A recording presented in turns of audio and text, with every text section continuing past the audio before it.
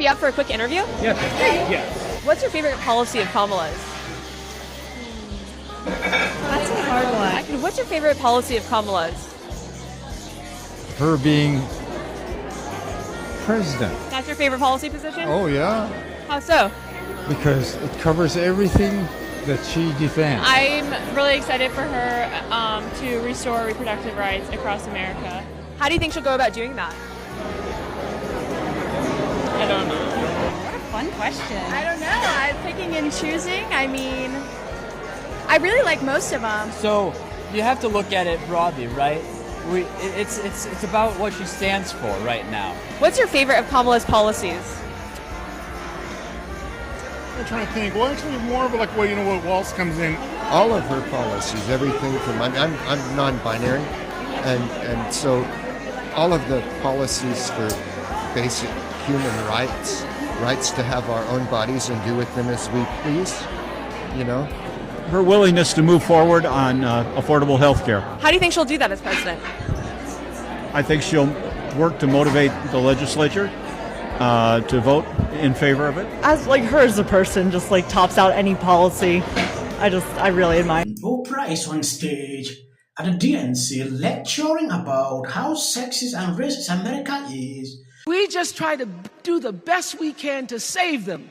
And if the place happens to belong to a childless cat lady,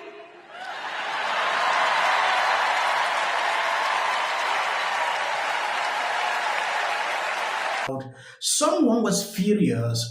Billionaire Oprah says the American dream is to have abortions. A big theme here at the DNC is that they're going to go after corporate gouging, and they're going to go after corporations, whether it's in taxes, largesse, loopholes. The RNC, we heard the same thing. They're going after the elites, the two sets of rules. Let me reveal a reality to you that has to be spoken to here, okay? These are the soldiers.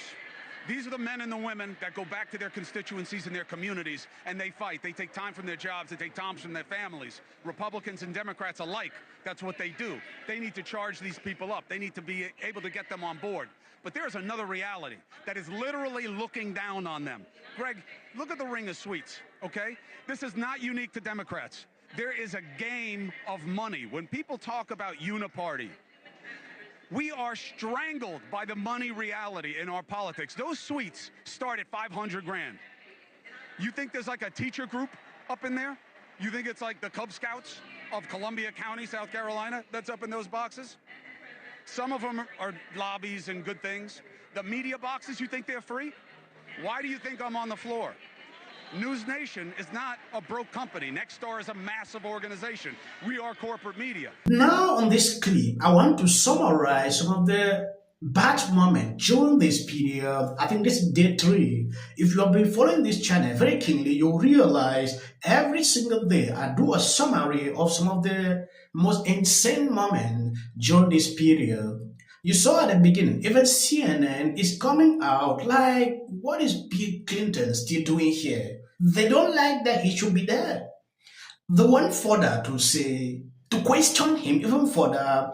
And Oprah, on the other hand, is focused on abortion, which is insane. Now let me play this video. But before I do, if you love what I'm doing here and you want to support the channel, please, it will do you no harm if you share this video and always thumbs up if you see my notifications. now over the last couple of nights, we have all seen brave people walk onto this stage and share their most private pain.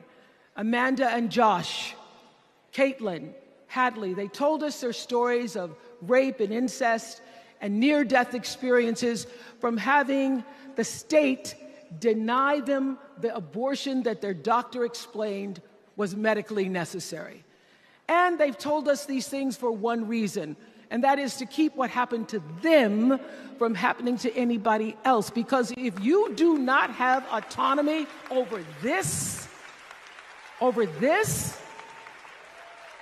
if you cannot control when and how you choose to bring your children into this world and how they are raised and supported, there is no American dream. Yes, Oprah just endorsed Kamala Harris on stage at the DNC And so Trump just posted the letter that Oprah sent him. The last line says, "Too bad, we are not running for office. What a team." Oprah wanted to be Trump's running mate. She's another funny hypocrite phrase, better. I mean, Bill Clinton said one true thing. We're leaving here with a load off our shoulders. Of course, the load is Joe Biden. I mean, he said it out loud.